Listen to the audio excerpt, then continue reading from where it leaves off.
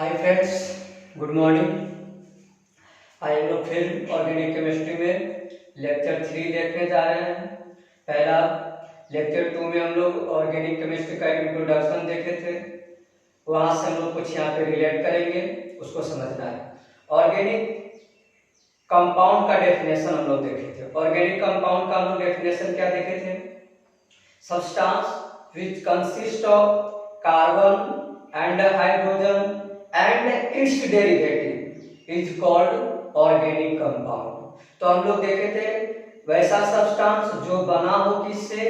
Carbon और hydrogen से बना हो, और इसके डेरिवेटिव से। इसके डेरिवेटिव करने का मतलब हाइड्रोजन के जगह पर हम लोग नाइट्रोजन का भी यूज कर सकते हैं, फास्फोरस भी लगा सकते हैं, सल्फर भी लगा सकते हैं, ऑक्सीजन भी लगा सकते हैं। तो ये सब हो गया इसके डेरिवेटिव, कार्बन एंड हाइड्रोजन के डेरिवेटिव कंपाउंड। तो यहां से उसी कार्बन और कार्बन हाइड्रोजन के डेरिवेटिव कंपाउंड, ये दोनों को अलग अलग करके हम लोग देख रहे हैं, और उसी के आधार पर हम लोग यहाँ पे देख रहे हैं हाइड्रोकार्बन कंपाउंड। हाइड्रोकार्बन क्या होता है? तो compound which contain only carbon and hydrogen is called hydrocarbon. नाम से ही पता चलता है। Hydro means hydrogen, carbon means क्या हो गया? कार्बन। यानी ऐसा कंपाउंड जिसमें हाइड्रोजन और कार्बन दोनों मिलकर के बना हो, उसे हम लोग हाइड्रोकार्बन कहेंगे। ओनली, ये वर्ड यहाँ पे हम लोग लिख दिए, ओनली इसमें क्या होगा? कार्बन और हाइड्रोजन होगा। फास्फोरस, नाइट्रोजन, ऑक्सीजन जो भी होगा वो इसके डेरिवेटिव्स में आएगा। उसका हम लोग बाद में पढ़ेंगे, जिसे हम लोग फंक्शनल ग्रुप लगा करके पढ़ते हैं, एल्डिहाइड, कार्बोक्सिलिक एसिड, कीटोन। तो ये हम लोग बाद में पढ़ेंगे। अभी हम लोग मेनली यहाँ पे डिस्कस करेंगे हाइड्रोकार्बन का। तो हाइड्रोकार्बन जो देख लिया हम लोग, कार्बन और हाइड्रोजन से मिलकर बना हुआ कंपाउंड को हम लोग हाइड्रोकार्बन कहते हैं। ये हाइड्रोकार्बन दो तरह से होता है, एक होता है सैचुरेटेड हाइड्रोकार्बन और दूसरा होता है अनसैचुरेटेड हाइड्रोकार्बन। सैचुरेटेड हाइड्रोकार्बन किसे कहेंगे? वैसा हाइड्रोकार्बन जिसके कार्बन कार्बन के बीच में क्या हो? ओनली सिंगल बॉन्ड हो। यानी कहने का मतलब यहाँ पे देखिए आप, सी और सी के बीच में क्या है? सिर्फ सिंगल बॉन्ड है। सी यहाँ पे सी और सी के बीच में क्या है? सिर्फ सिंगल बॉन्ड है। तो वैसा हाइड्रोकार्बन जिसके कार्बन कार्बन के बीच में क्या हो? सिंगल बॉन्ड हो, उसे हम लोग सैचुरेटेड हाइड्रोकार्बन कहेंगे। इसे हिंदी में जो है संतृप्त हाइड्रोकार्बन के नाम से भी जाना जाता है। तो यहाँ पर सैचुरेटेड हाइड्रोकार्बन हम लोग समझ गए। Unsaturated hydrocarbon, hydrocarbon in which having double bond और ट्रिपल बॉन्ड। यहाँ पे देख लीजिए कार्बन और कार्बन के बीच में क्या है? Double bond. कार्बन और कार्बन के बीच में क्या है? ट्रिपल बॉन्ड है। तो वैसा हाइड्रोकार्बन जिसमें कार्बन कार्बन के बीच में डबल या ट्रिपल बॉन्ड हो, उसे हम लोग क्या कहेंगे? अनसैचुरेटेड हाइड्रोकार्बन कहेंगे। तो ये सैचुरेटेड अनसैचुरेटेड हाइड्रोकार्बन हो गया। अब हम लोग जो सबसे पहले देखेंगे nomenclature of hydrocarbon. Nomenclature of hydrocarbon देखेंगे। हम लोग पहले भी डिस्कस कर चुके थे कि ऑर्गेनिक कंपाउंड का नोमेनक्लेचर दो सिस्टम के द्वारा हुआ है। एक ट्रिवियल नोमेनक्लेचर सिस्टम, इसी का दूसरा नाम कॉमन नोमेनक्लेचर सिस्टम, जिसको हम लोग हिंदी में कहते हैं साधारण नामांकन। अब यहाँ पे दूसरा IUPAC नोमेनक्लेचर सिस्टम।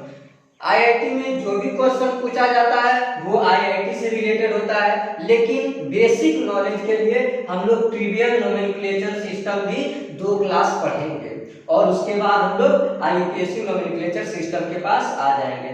तो ट्रिवियल नोमेनक्लेचर सिस्टम में क्या देख रहे हैं?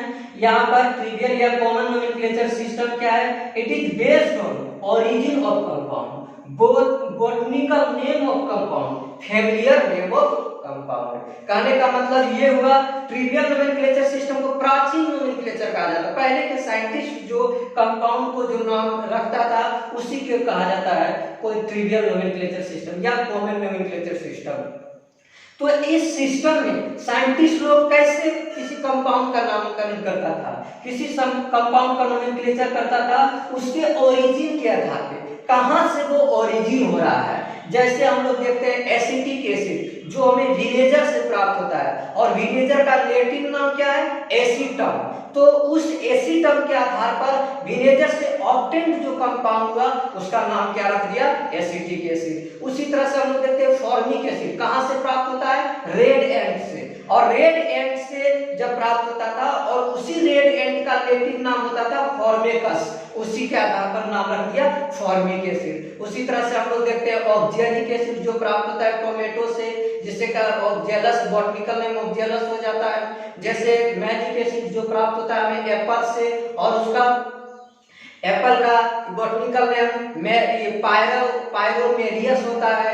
इसी तरह से सिट्रिक एसिड जो सिट्रस फ्रूट से प्राप्त होता है, सिट्रस फ्रूट का मतलब लेमन हो गया, संतरा हो गया, ये सब सिट्रस फ्रूट में आता है। तो सिट्रस फ्रूट से प्राप्त होने वाले को क्या कर दिया? सिट्रिक एसिड कहा दिया। मीथेन जो प्राप्त होता है मार्स गैस, और उस मार्स गैस के आधार पर इसका नाम क्या रख दिया? मीथेन रख दिया।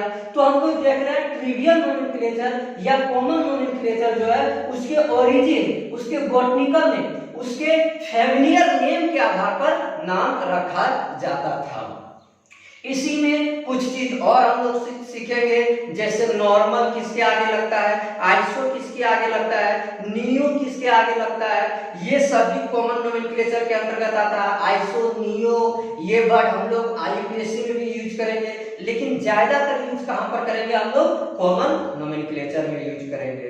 पिछला क्लास में हम लोग वर्ड ग्रुप करने का मतलब ये हो गया, किसी हाइड्रोकार्बन में अगर 5 कार्बन है तो उस 5 कार्बन का नाम क्या दिया जाता है? पेंट। इस तरह करके हम लोग दिए थे याद करने के लिए। 4 कार्बन दिया जाता है तो उसे ब्यूट कहते हैं। फिर से हम एक बार सुना देते हैं आपको, एक कार्बन का वो हाइड्रोकार्बन है तो उसका नाम क्या पड़ता था?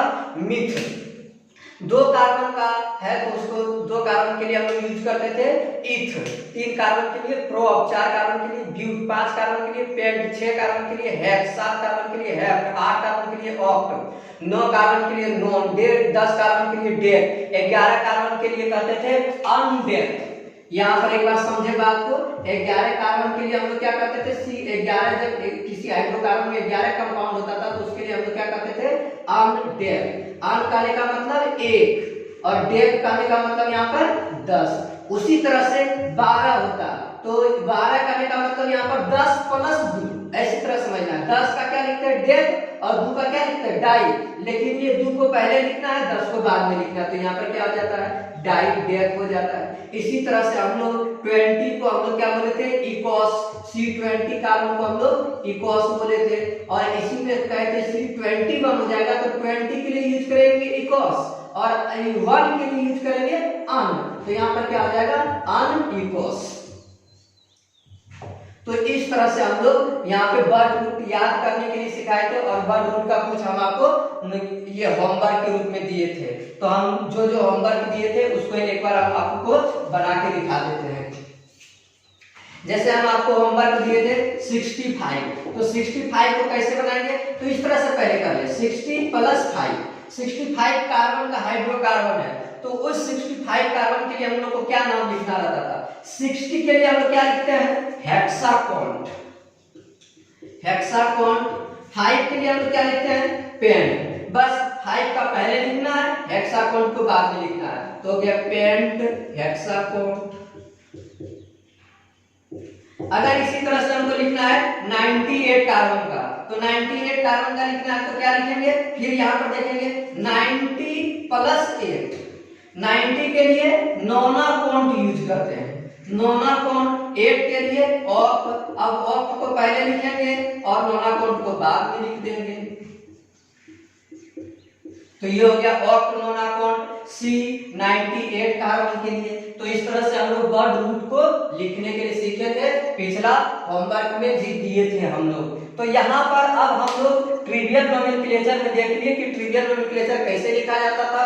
उसके बाद हम लोग देखेंगे ट्रिवियल नोमेनक्लेचर इन सैचुरेटेड हाइड्रोकार्बन। अभी हम लोग पढ़े थे सैचुरेटेड, यानी ट्रिवियल नोमेनक्लेचर ऑफ एल्केन।